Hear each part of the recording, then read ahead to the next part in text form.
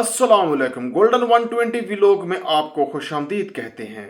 आज की ये वीडियो उनके लिए है जो हज या उम्रा के लिए सऊदी अरब जाना चाहते हैं और वो ये जानना चाहते हैं कि वो अपने साथ ज़्यादा से ज़्यादा कितने रियाल ले जा सकते हैं और उन्हें किसी भी मुश्किल का सामना ना करना पड़े। तो सबसे पहले हम आपको बताते हैं कि सऊदी अरब का इंटरनेशनली तौर पर एक ही असूल है, यानी कि दुनिया के जितने भी ममालिक हैं सबके लिए एक ही असूल है।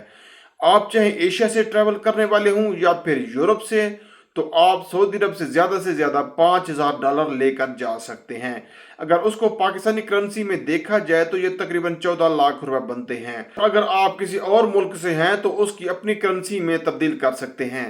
तो अगर सऊदी रियाल के हिसाब से देखा जाए तो ये तकरीबन 18 साढ़े 18 हज़ार रियाल बनते हैं, यानी कि आप ज़्यादा से ज़्यादा इतनी रकम अपने साथ ले जा सकते हैं। लेकिन एहतियातन यही है कि जितनी अमाउंट आपको बता दी गई है उससे आप थोड़ी सी कम ही रखें, ताकि फिर भी किसी मुश्किल का सामना आपको ना करना पड़े। अगर आपका सऊदी अरब का सफ़र साल में बार बार हो रहा है तो आप ज़्यादा से ज़्यादा $30,000 ले जा सकते हैं। इससे ज़्यादा एक साल में आप नहीं लेके जा सकते।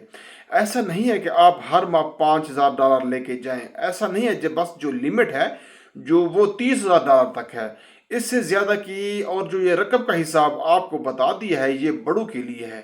छोटू के लिए जो है ना वो यही रकम हाफ हो जाएगी, यानी कि तकरीबन 8,500 रियाल बनेंगे जो कि बच्चे लेकर जा सकते हैं। तो बहरहाल आप किसी भी मुल्क से हैं तो $5,000 आपको आप अपने मुल्क की करेंसी में तब्दील कर सकते हैं और उसको फिर रियाल में तब्दील करके अपने साथ लेकर जा सकते हैं।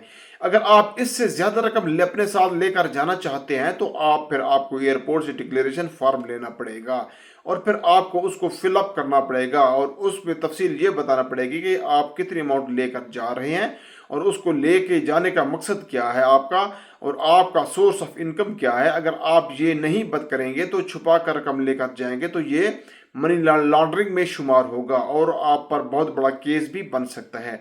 तो लिहाजा एहतियात कीजिए, जितनी रकम की इजाज़त दी गई है उससे थोड़ी सी कम लेकर जाएं। इससे ज़्यादा हरगिज़ मत लेकर जाएं ताकि आपको किसी भी परेशानी का सामना बिल्कुल ना करना पड़े।